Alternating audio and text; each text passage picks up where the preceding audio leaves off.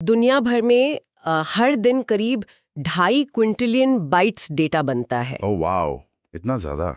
हाँ, मतलब ये नंबर इतना बड़ा है कि हमारा दिमाग इसको ठीक से प्रोसेस ही नहीं कर पाता। लेकिन इसमें एक और हैरान करने वाली बात है। वो क्या? इस नए बनने वाले डेटा का लगभग 70% हिस्सा ना कभी यूज ही नहीं होता।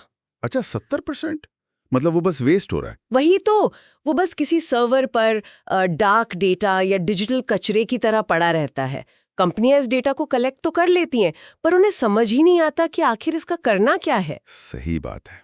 और ये प्रॉब्लम किसी एक इंडस्ट्री तक सीमित नहीं है। देखिए, चाहे कोई बड़ी टेक जायंट हो या फिर कोई जमीन से जुड़ी हुई फार्मिंग कंपनी, हर जगह लगभग यही हाल है। बिल्कुल। अगर इस रॉ डेटा को मीनिंगफुल इंफॉर्मेशन में कन्वर्ट ना किया जाए तो ये एक बोझ बन जाता है। हाँ। पर अगर इसको सही तरह से डिकोड कर लिया जाए तो ये किसी भी बिजनेस के लिए सबसे बड़ा हथियार बन सकता है। राइट। और आज के इस गहरे विश्लेषण में हम इसी प्रॉब्लम पे चर्चा करने वाले हैं। हमारे पास आज दुर्गा एग्रो सर्विसेज नामक एक कंपनी का बड़ा ही डिटेल आर्टिकल है जो इस पूरे मुद्दे को बहुत प्रैक्टिकल तरीके से समझाता है। हाँ, वो केस स्टडी बहुत ही इंटरेस्टिंग है actually. Okay, let's unpack this. Durga agro services का ये आर्टिकल सिर्फ एक केस स्टडी नहीं है, बल्कि ये एक विंडो है ये समझने के लिए कि आखिर मॉडर्न ऑर्गेनाइजेशंस अपने बिखरे हुए डेटा से स्ट्रेटेजिक डिसीजंस कैसे लेती हैं। एग्जैक्टली। आज के समय में रॉ डेटा एक बिखरे हुए पजल की तरह है। हम इस चर्चा में 3 सबसे शक्तिशाली डेटा एनालिसिस टूल्स के बारे में बात करेंगे, पावर बीआई, पाइथन और टैब्लू, जो कि इंडस्ट्री स्टैंडर्ड्स हैं आजकल। हाँ, पर हमारा मिशन सिर्फ इनके नाम या फीचर्स गिनवाना नहीं है। हम इंजन के अंदर जाएंगे। हमें ऐसे टूल्स चाहिए जो ना सिर्फ इन पजल के टुकड़ों को जोड़ें, बल्कि पूरी तस्वीर भी दिखाएं। व्हाट्स फैसिनेटिंग हियर इज कि जब लोग डेटा एनालिसिस के बारे में सोचते हैं ना, तो उन्हें लगता है कि ये सिर्फ आईटी डिपार्टमेंट का काम है। हाँ, आमतौर पर यही लगता है। पर दुर्गा एग्रो सर्विसेज के आर्टिकल ने ये साफ कर दिया है कि आज ऑपरेशनल एफिशिएंसी बढ़ाना हो, सप्लाई चेन की बॉटलनेक्स ढूंढनी हो या मार्केट में नई बिजनेस अपॉर्चुनिटीज की खोज करनी हो, राइट? ये सब डायरेक्टली डेटा को डीपली एनालाइज करने पर निर्भर करता है। अगर एक एग्रो बेस्ड कंपनी अपनी लॉजिस्टिक्स या ट्रैक्टर के फ्यूल कंजम्पशन को ट्रैक करने के लिए इन हाई एंड टूल्स का यूज कर सकती है, तो मतलब डेटा डेमोक्रेटाइजेशन का दौर आ चुका है। सही कहा। तो चलिए इस जर्नी के पहले पड़ाव पर चलते हैं। जब किसी कंपनी के पास अलग-अलग जगहों से रॉ डेटा आना शुरू होता है, तो सबसे पहली जरूरत होती है उस डेटा पर लगातार नजर रखने की। हाँ, कंटिन्यूअस मॉनिटरिंग, यानी डैशबोर्डिंग। और यहीं से हमारे पहले टूल माइक्रोसॉफ्ट पावर बीआई की कहानी शुरू होती है। ज्यादातर लोग इसको बस एक सिंपल रिपोर्टिंग टूल समझते हैं, जो कि सच में इसकी सबसे बड़ी अंडर एस्टिमेशन होगी। पावर बीआई दुनिया के सबसे पॉपुलर बिजनेस इंटेलिजेंस प्लेटफॉर्म्स में से एक है। तो इसका मेन काम क्या है एक्चुअली? देखिए, इसका कोर मैकेनिज्म ये है कि ये बड़े और कॉम्प्लेक्स डेटा सेट्स को इंटरैक्टिव डैशबोर्ड्स और विजुअल रिपोर्ट्स में बदलता है। ये अलग अलग डिस्परेट डेटा सोर्सेज को एक साथ कनेक्ट कर लेता है। जैसे दुर्गा एग्रो के केस में अगर देखें, हाँ, मान लीजिए दुर्गा एग्रो के ट्रैक्टर्स का जीपीएस डेटा किसी क्लाउड सर्वर पर है, उनका डेली सेल्स का डेटा किसी एक्सेल स्प्रेडशीट में है और इन्वेंट्री का डेटा एसक्यूएल डेटाबेस में है। अलग अलग जगह बिखरा हुआ है। बिल्कुल। तो पावर बीआई के पास प्री बिल्ट कनेक्टर्स होते हैं जो इन सभी अलग अलग सिस्टम से एक साथ डेटा खींच सकते हैं और फिर उसको एक सिंगल यूनिफाइड डेटा मॉडल में तब्दील कर देते हैं। Here's where it gets really interesting. अगर इसको दुर्गा एग्रो के डेली ऑपरेशंस के पॉइंट ऑफ व्यू से देखा जाए, तो क्या पावर बीआई सिर्फ ये बताता है कि पिछले महीने कितना फ्यूल जला या कितना बीज बिका? अच्छा, आप पास्ट रिपोर्टिंग की बात कर रहे हैं? हाँ, मेरा मतलब है, अगर ये सिर्फ एक रियर व्यू मिरर है जो सिर्फ ये दिखा रहा है कि कल क्या हुआ था, तो इसमें इतनी शक्ति कहाँ से आई? रियर व्यू मिरर देखकर तो गाड़ी आगे नहीं बढ़ाई जा सकती ना? ये एक बहुत ही वैलिड पॉइंट है और यहीं पर आम रिपोर्टिंग और एडवांस्ड बिजनेस एनालिटिक्स का फर्क समझ में आता है।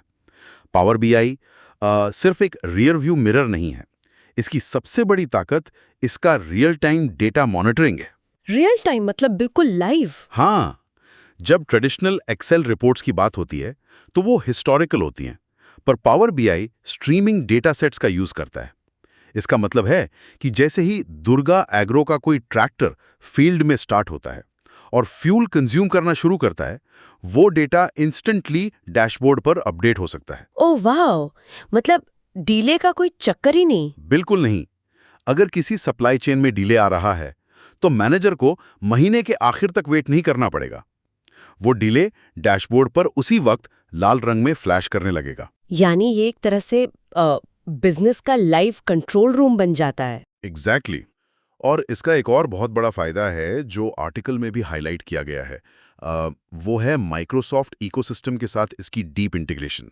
हाँ, आजकल लगभग हर ऑफिस में टीम्स या एक्सेल तो यूज होता ही है। वही तो, इसका इंटरफेस एक्सेल जैसा फील होता है, जिसके कारण बिजनेस एनालिस्ट्स इसको बहुत तेजी से अपना लेते हैं। एक मैनेजर अपना पावर बीआई डैशबोर्ड सीधे माइक्रोसॉफ्ट टीम्स की मीटिंग में एम्बेड कर सकता है। Wait, really? सीधे मीटिंग में? हाँ, और लाइव डेटा पे डिस्कशन कर सकता है। पर एक मिनट, यहाँ ना मुझे एक बहुत बड़ी खामी नजर आ रही है। वो क्या? पावर बीआई डैशबोर्ड्स बहुत चमकदार होते हैं, उनमें लाइव नंबर्स दिख रहे होते हैं, ठीक है, पर हम जानते हैं कि असली दुनिया में जो रॉ डेटा आता है वो इतना साफ और नीटली पैकेज थोड़ी होता है। हाँ, ये तो है, डेटा बहुत मेसी होता है। अगर दुर्गा एग्रो की बात करें तो उनके पास पिछले 20 साल का वेदर डेटा होगा, जिसमें आधी डेट्स मिसिंग होंगी, कुछ नंबर्स शायद गलत फॉर्मेट में होंगे। अगर कचरा डेटा पावर बीआई में जाएगा तो डैशबोर्ड पर कचरा ही दिखेगा ना, चाहे वो कितना भी रियल टाइम क्यों ना हो। आपने बिल्कुल सही नस पकड़ी है, और यही कारण है कि सिर्फ पावर बीआई काफी नहीं है। डेटा एनालिसिस की दुनिया में एक यूनिवर्सल सच है, garbage in garbage out. Right. अगर डेटा साफ नहीं है तो कोई भी डैशबोर्ड सही निष्कर्ष नहीं दे सकता, और जब डेटा की वॉल्यूम लाखों या करोड़ों रोज में हो तो एक एक रो को मैनुअल तरीके से क्लीन करना नामुमकिन है। एक्सेल तो वहां वैसे ही क्रैश हो जाएगा। बिल्कुल क्रैश हो जाएगा। तो वहां हमें डैशबोर्ड से निकलकर इंजन के बिल्कुल कोर में जाना पड़ता है, और यही एंट्री होती है हमारे दूसरे टूल की, पाइथन। पाइथन, डेटा साइंस का इंजन। मैं पाइथन को पहले एक शेफ की तरह सोचती थी, जैसे मास्टर शेफ के पास अपने टूल्स होते हैं ना, चाकू और मसाले, जिससे वो कच्चे डेटा को पकाकर तैयार करता है। हाँ, ये एनालॉजी अच्छी है, पर पाइथन आजकल उससे भी आगे निकल चुका है।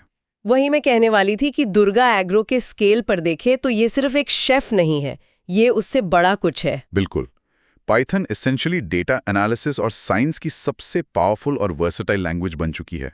इसकी असली शक्ति इसके कोर सिंटैक्स में नहीं, बल्कि इसकी लाइब्रेरीज में है। लाइब्रेरीज मतलब पहले से बने हुए टूल्स? हाँ, आर्टिकल में पैंडास और नमपाई जैसी लाइब्रेरीज का जिक्र किया गया है। जब हम उस मेसी वेदर डेटा की बात करते हैं जहां डेट्स मिसिंग हैं, तो पाइथन का पैंडास लाइब्रेरी वहां डेटा क्लीनिंग और ट्रांसफॉर्मेशन का मैजिक करता है। पर ये मैजिक होता कैसे है? एक आम इंसान के पॉइंट ऑफ व्यू से अगर समझें तो पांडास एक्सेल से अलग क्या कर रहा है वहां? पांडास का सबसे बड़ा एडवांटेज है स्पीड और स्केल। एक्सेल एक बार में एक रो पर काम करता है, पर पांडास अंडर द हुड ऐसे एल्गोरिदम्स यूज करता है जो मिलियंस ऑफ रोज पर एक ही माइक्रोसेकंड में एक साथ ऑपरेशन अप्लाई कर देते हैं। ओह, यानी एक साथ सारा डेटा प्रोसेस हो जाता है। हाँ, अगर दुर्गा एग्रो को 50 लाख वेदर रिकॉर्ड्स क्लीन करने हैं, तो पांडास के जरिए लिखी गई 2 लाइन की स्क्रिप्ट इस पूरे काम को कुछ ही सेकंड्स में एग्जीक्यूट कर देगी। लेकिन इसमें मेरा एक पुशबैक है। जी बताइए। अगर पाइथन एक प्रोग्रामिंग लैंग्वेज है, तो क्या इसका मतलब यह है कि दुर्गा एग्रो के किसी डेटा प्रोफेशनल या एनालिस्ट को अब एक हार्डकोर कोडर बनना पड़ेगा? ये तो बहुत बड़ा बैरियर लगता है। अच्छा, अगर हम इसको कनेक्ट करें टू द बिगर पिक्चर, तो हमें समझ आएगा कि पाइथन आखिर इतना अनिवार्य क्यों है। देखिए, इसका जवाब है इसकी सिंप्लिसिटी। सिंप्लिसिटी? कोड लिखना सिंपल कैसे हो सकता है? क्योंकि इसका सिंटैक्स ऑलमोस्ट प्लेन इंग्लिश जैसा होता है।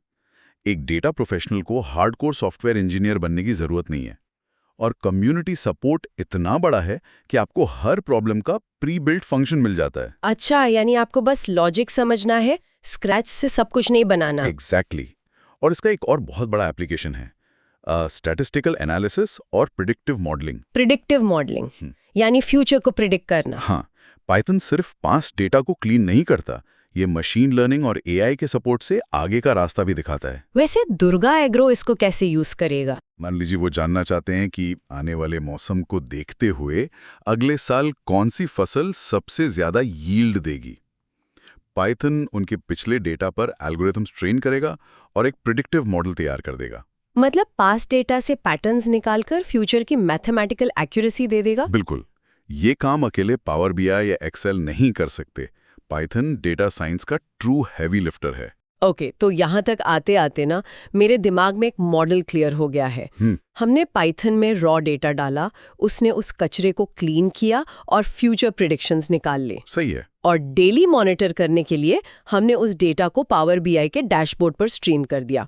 ये परफेक्ट लगता है, लेकिन यहाँ एक नई प्रॉब्लम आती है। वो क्या? जब दुर्गा एग्रो के मैनेजर को जाकर बिजनेस टीम्स या किसी नॉन टेक्निकल मैनेजर को समझाना हो कि देखिए हमने पाइथन से जो डीप इनसाइट्स निकाले हैं उसके हिसाब से हमें अपना पूरा प्लान बदलना पड़ेगा, तो वो उन्हें कोड की लाइंस तो नहीं दिखाएगा ना। हाँ, कोड देखकर तो लोग बोर हो जाएंगे। वही तो, नॉन टेक्निकल लोगों को कॉम्प्लेक्स डेटा समझाना सबसे मुश्किल काम है। और यहाँ हमारा तीसरा टूल काम आता है, टैब्लो, डेटा का स्टोरी टेलर। और इसमें टैब्लो की मास्टरी है। जब बात डीप इनसाइट्स को आसानी से समझाने की आती है तो अब ये लीडिंग डेटा विजुअलाइजेशन प्लेटफॉर्म बन जाता है। So what does this all mean? मेरा यहाँ आपसे एक सवाल है। पूछिए। अगर पावर बीआई डैशबोर्ड्स दे रहा है और पाइथन के पास भी अपनी विजुअलाइजेशन लाइब्रेरीज होती हैं जैसे मैटप्लॉटलिब, तो टैब्लो की अलग से क्या जरूरत है आखिर? ये टैब्लो और बाकी टूल्स में एक फंडामेंटल डिफरेंस है।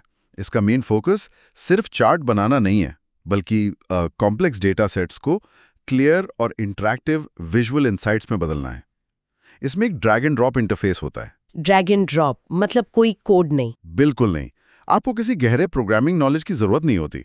इसकी वजह से रियल टाइम डेटा एक्सप्लोरेशन और टीम्स के बीच इंसाइट शेयर करना बेहद आसान बन जाता है। मतलब ये एक स्टैटिक प्रेजेंटेशन नहीं है, मैं इसको एक इंटरैक्टिव 3D मॉडल की तरह देख रही हूँ जहां आप एक्चुअली डेटा के अंदर घूम सकते हैं। वही, मान लीजिए मैनेजर किसी मीटिंग में है और टीम पूछती है कि सिर्फ नॉर्थ रीजन का डेटा दिखाओ। टैब्लो में मैनेजर मीटिंग में बैठे बैठे स्क्रीन पर फिल्टर ड्रैग करेगा और विजुअल तुरंत अपडेट हो जाएगा।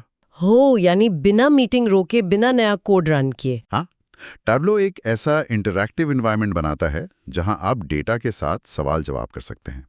इसकी एक्सेसिबिलिटी की वजह से एनालिस्ट्स और बिजनेस टीम्स डेटा के अंदर छुपे ट्रेंड्स और अपॉर्चुनिटीज को आसानी से पहचान लेते हैं।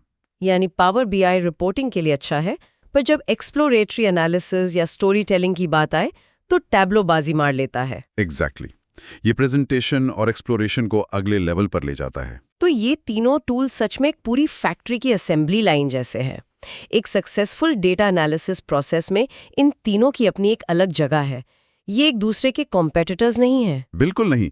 जब इन तीनों का एक साथ इस्तेमाल किया जाता है तो ये एक पावरफुल टूलकिट बनाते हैं। अगर मैं इसको समराइज करूं तो पाइथन डीप डेटा एनालिसिस और प्रिडिक्टिव मॉडलिंग का इंजन रूम है, पावर बीआई बिजनेस इंटेलिजेंस और रिपोर्टिंग का कॉकपिट है, और टैब्लो स्टोरी टेलिंग और इंटरैक्टिव विजुअलाइजेशन का बोर्ड रूम है। परफेक्ट एनालॉजी है ये।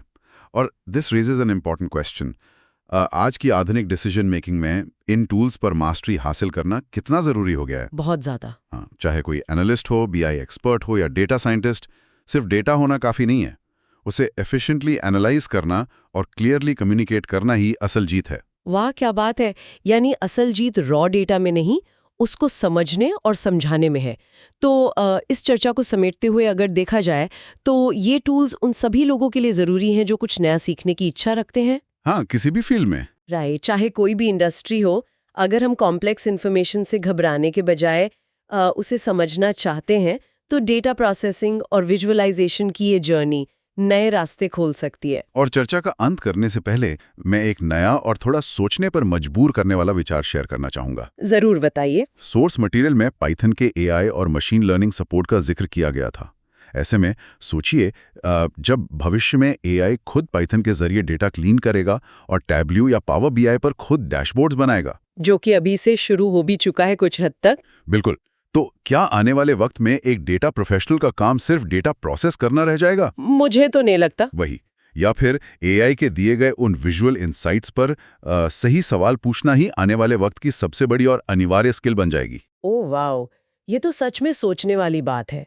यानी जब एआई सारा ग्रंट वर्क कर लेगा तो हमारा दिमाग सिर्फ डीपली क्वेश्चन करने के लिए फ्री हो जाएगा। हाँ, ये एक ऐसी दिशा है जिस पर आगे जरूर विचार करना चाहिए। सही बात है। तो इसी विचार के साथ हम अपने इस गहरे विश्लेषण को यहीं रोकते हैं। मिलेंगे अगले डीप डाइव में।